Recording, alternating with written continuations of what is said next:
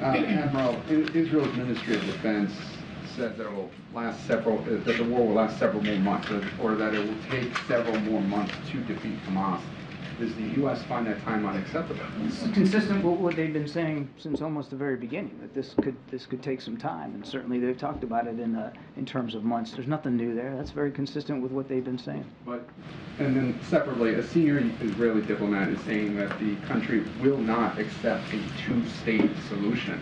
That runs contrary to U.S. policy. What's your reaction to those comments? We still adhere to the promise and the vision of a two-state solution. Nothing's changed about our policy. I'll let the Israelis speak for themselves. We still believe, the president still believes, it's not only possible, it's in the best interest of the Israeli people and the Palestinian people. But how is peace at all possible if the Israelis cannot accept that?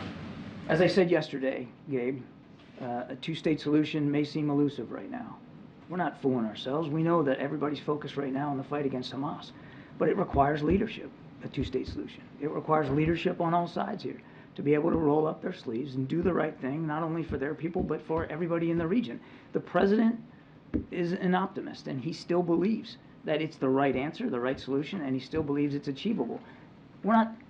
Nobody thinks we're going to pull a rabbit out of a hat here and get to it tomorrow, especially while they're in a fight for their lives right now. But it doesn't mean we're going to give up on the efforts. And just one more thing, and then I promise I'll shut up. When he was in Riyadh, this was an idea. This notion was brought up by Jake with the Crown Prince. And as you know, before October 7th, we were working towards normalization between those two countries. And the indications that we've gotten from the Saudis is that they're still interested in pushing forward on that. You said it requires leadership. Does it require more leadership on the part of Benjamin Netanyahu? It requires leadership across the board. Thanks, John. Following on Gabe's question, you mentioned the Israelis have been consistent about wanting additional months for this campaign. Is that acceptable now at this stage to the United States for this to continue on for more? It's been 2+ months now. I think, look, we all want it to end as soon as possible. And as I said in my opening statement yesterday and today, it could end today if Sinwar did the right thing and just laid down his arms and surrendered and gave the hostages back. That doesn't look likely right now, this war that Hamas started.